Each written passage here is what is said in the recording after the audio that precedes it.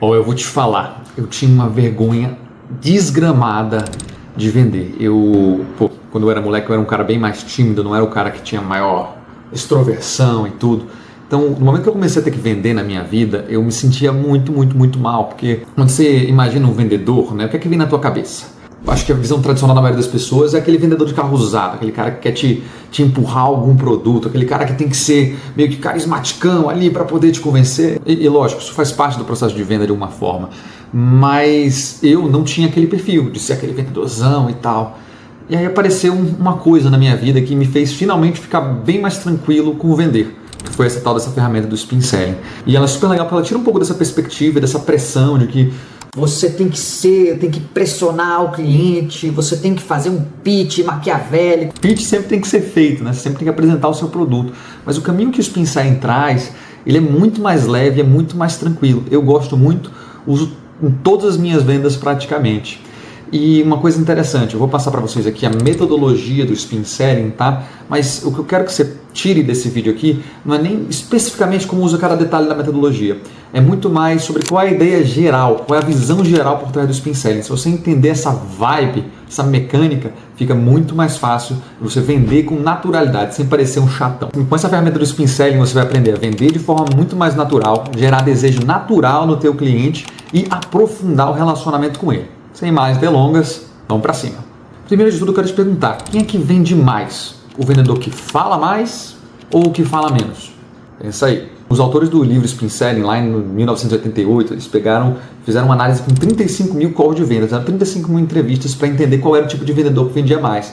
Por incrível que pareça, eu acho que a nossa percepção inicial, quando a gente pensa em vendas, é que o grande vendedor ele tem que falar muito. Mas eles entenderam que o grande vendedor não é o que fala mais, ele é o que fala praticamente a mesma quantidade que o cliente, né? Ele fala, mas ele escuta. Inclusive, na última empresa que eu trabalhei no mercado corporativo, a gente chegou a fazer uma pesquisa e pegou algumas calls, algumas ligações de venda e a gente encontrou a mesma coisa. Os melhores vendedores eram os vendedores que escutavam mais o cliente. Mas como é que você faz para você falar quase tanto quanto o cliente em uma ligação de venda, em um bate-papo de vendas? A ideia do Spin Selling, a ideia central, é você não fazer uma venda de pitch, de vou te convencer. Percebe quando você faz assim, ó, vou te convencer, eu vou te convencer que meu produto é maior, vou te convencer que você tem que comprar. É quase adversarial, você não está trabalhando junto com o cliente, você está trabalhando quase que é uma batalha em que você tem que vencer. E idealmente não é isso que você quer você e o cliente chegando num objetivo comum, que é resolver um problema dele. Então como é que você faz você e o cliente estarem alinhados, você não está indo contra ele, está indo a favor dele? Você vai vender através de perguntas. É a ideia da venda consultiva. Essa ideia de você entender com profundidade o cliente para você poder dar uma recomendação para ele de compra. E não só dizer, olha, você vai comprar porque XYZ. Não, você está entendendo a dor dele, você está entendendo em conjunto que a dor dele pode ser resolvida pelo seu produto ou serviço e aí você está oferecendo o seu produto ou serviço. Eu gosto muito da metáfora do médico, né? A ideia, pensa, tem duas formas de você comprar um produto, né? Uma, você vai na farmácia e diz assim, ó, tô com dor de cabeça. Aí o farmacêutico pega lá, aqui ó, Tilenol para você. Beleza, é um caminho.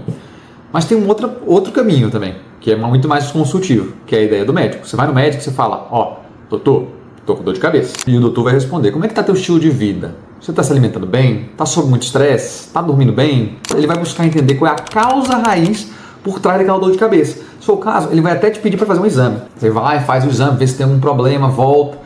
E aí ele vai te passar uma receita depois, pode ser que seja um remédio, pode ser que seja mudar o estilo de vida, mas uma vez que ele te entende com profundidade, dificilmente você não vai fazer o que o médico está pedindo para você fazer. E essa é a grande ideia do Spin Selling, é a ideia de você entender com profundidade o cliente e vocês em conjunto chegarem à conclusão de que o teu produto é a melhor solução para ele. Como é que você vai fazer isso? Você vai usar o bendito da metodologia do Spin Selling. Deixa eu te mostrar aqui para você agora como é que funciona. O Spin Selling não é uma ferramenta que obrigatoriamente você vai usar no fechamento. Ela é usada na primeira metade ou nos 3 primeiros quartos, geralmente, de um bate-papo de vendas.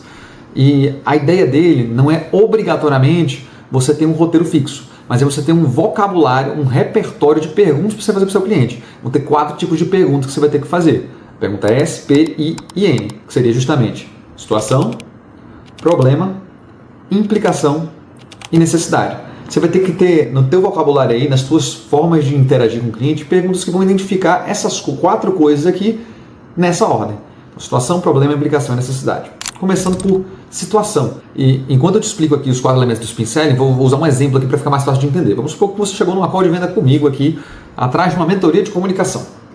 Então, entrei aqui no bate-papo com você e a gente começa por situação.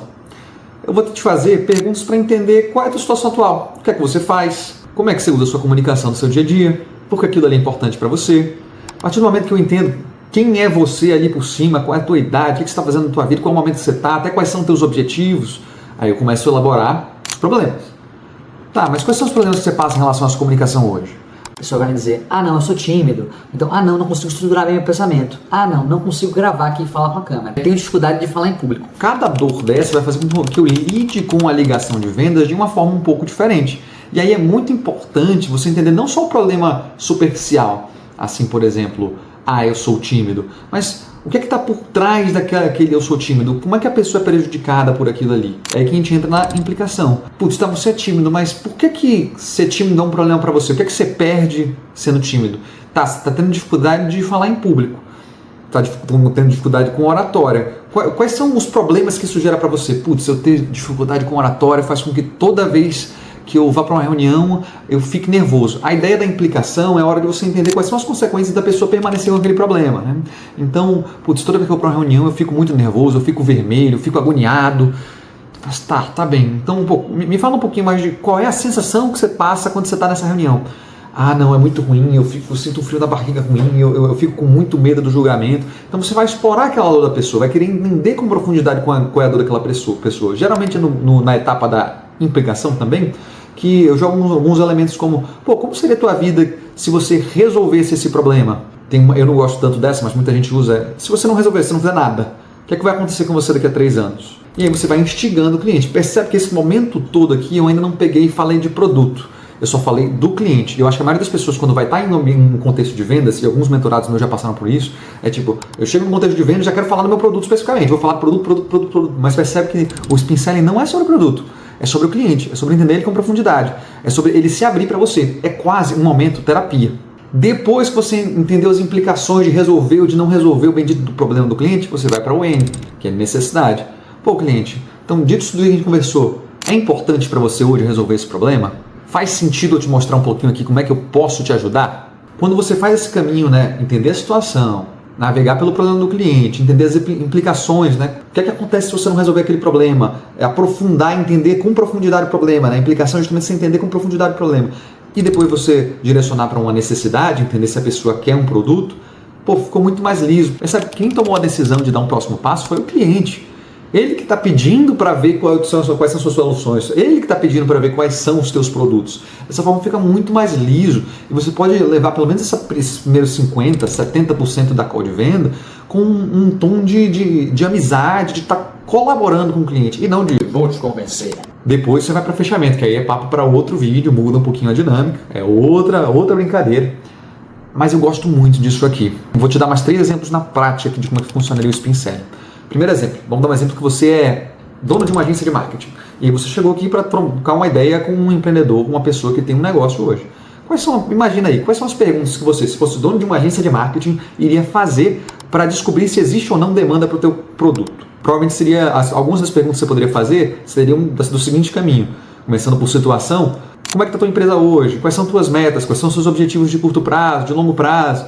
Como é que está o atingimento dessas metas? O que é que você já fez de marketing na tua empresa? Você tem marketing, você não tem marketing? Quais são as áreas da tua empresa? O que é que você vende? Qual é o teu perfil do teu cliente? Obviamente, situação. Depois, problema. O que é que te trouxe aqui? O que é que te incomoda no teu marketing hoje? Seus leads estão chegando quentes? Estão chegando bem? O teu problema é mais um problema de leads ou um problema de imagem, de branding? Como é que você gostaria que fosse o marketing da tua empresa hoje? Aí, implicação. Esse problema que você mapeou, quais são as dificuldades que isso gera para você? Se você não resolver esse problema, como é que vai estar o atingimento das suas metas? É sempre que você está usando informações que você colheu do próprio cliente para fazer outras perguntas para o cliente. E aí depois que você mapeou quais são as necessidades do cliente, você vai perguntar, então se eu te mostrar uma proposta com A, B, C e D, faz sentido para você, Justamente o que você mapeou? Faz sentido.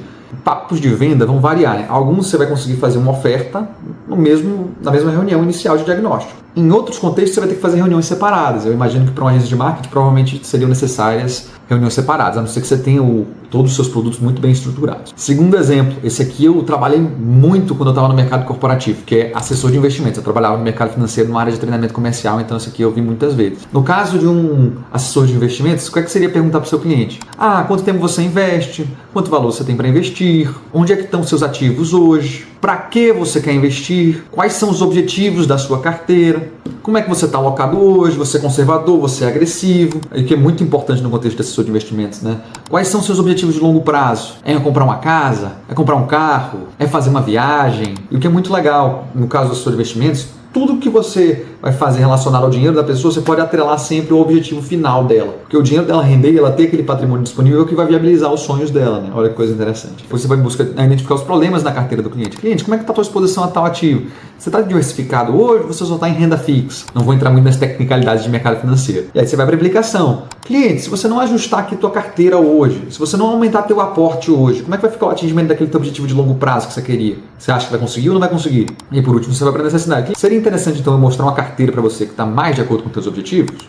Aí você fez situação, problema, aplicação, necessidade. E o último exemplo que eu queria dar para vocês aqui é o da minha mentoria de processo seletivo, que é a mentoria Dream Job, que eu ajudo basicamente analistas que estão querendo dar um próximo passo, querendo ir para uma próxima empresa, aumentar a remuneração, ser mais reconhecido, acelerar o processo de crescimento da carreira. Esse próximo passo ele quer dar em uma outra empresa, só que hoje em dia é muito difícil você conseguir passar nos benditos dos processos seletivos.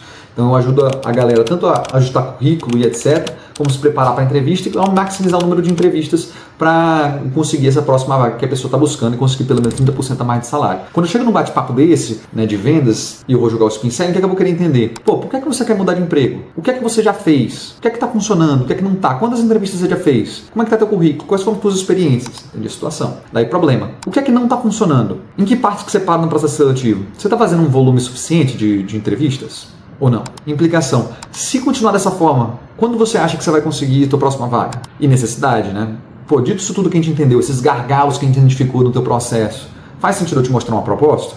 E aí você vai para a parte mais de fechamento, apresentação de proposta. O que eu mais gosto desse processo todo, de venda consultiva, de vender através de perguntas, é o seguinte: quando você adota essa visão de que todo bate-papo pode ser uma call de vendas ou um bate-papo de vendas. Muitas vezes, contextos que você não imaginaria que seriam contextos em que você estaria vendendo, você acaba vendendo sem querer. Hoje eu tenho um volume de clientes, vou dizer, acho que quase 50% dos meus clientes, eles vieram de almoços, jantares, happy hours, lugares em que eu sentei com a pessoa para trocar uma ideia, falei das coisas que eu estava fazendo, quais eram os tipos de projeto que eu tinha e comecei a fazer perguntas ali de situação e problema. A pessoa foi entendendo que ela tinha um problema, foi entendendo que eu tinha uma solução e eu nem precisava fazer o pitch. A pessoa levantava a mão e falava: "Pô, Gabriel, me fala um pouquinho mais do seu produto." E aí eu marcava uma call subsequente lá depois do churrasco, depois do happy hour e apresentava o produto. E pronto, venda. Eu não estou dizendo aqui para tô aqui trabalhando o tempo inteiro, qualquer bate-papo que eu vou fazer eu vou vender. Não é isso, mas ele está sempre disposto, aberto a ver as oportunidades. Se você vai para um almoço, faz umas perguntas estratégicas ali e a pessoa tem fit para aquele teu produto que você está vendendo, pode ser que saia negócio. O que eu mais gosto desse modelo de vendas aqui é que ele é leve, ele é humanizado, ele está levando em consideração que é realmente um papo entre duas pessoas. Não é um vendedor querendo mostrar como ele é melhor. Gosto muito dessa energia, Se você está interessado, inclusive, em algumas das minhas mentorias de comunicação, de vendas ou até de processo seletivo, vou deixar os links aqui embaixo, você pode clicar no link lá, você vai entrar em contato comigo e a gente troca uma ideia. A gente está voltando agora, se quiser deixar algum comentário aqui sobre materiais, conteúdos que você queria ver. Hoje os temas que eu estou querendo focar é principalmente vendas e comunicação, mas se você quiser algum outro tema aqui que você acha interessante, as coisas que eu trouxe, pode deixar aqui nos comentários, deixa de se inscrever no canal, deixa o like aqui e é nóis, vamos que vamos, um abraço.